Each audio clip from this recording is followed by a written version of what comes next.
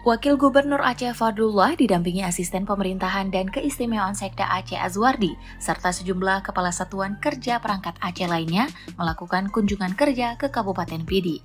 Ada sejumlah kegiatan yang dilaksanakan oleh Wagub Aceh di tanah kelahirannya Pidi, mulai dari peluncuran gerakan pangan murah di halaman Masjid Baitul Istiqamah, Kampung Tepin Raya, meninjau akses jalan di Kampung Alu Angen, hingga menyerahkan bantuan sajadah untuk masjid yang sedang direhabilitasi.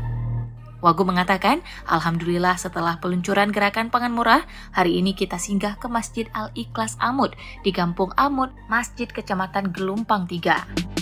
Masjidnya sedang direhab dan tadi kepada panitia pembangunan masjid kita menyerahkan 5 bal sajadah panjang yang masing-masing berukuran 6 meter.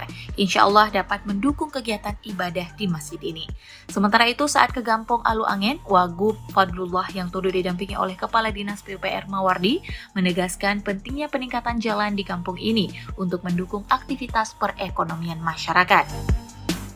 Dalam perjalanan kembali ke Masjid Tepin Raya, Wagub sempat singgah di Jembatan Pasi Jemerang Pusung yang berdiri gagah di atas Kuala Tari. Wagub bahkan sempat meladeni permintaan selfie dari salah seorang warga yang sedang melintas di jembatan tersebut.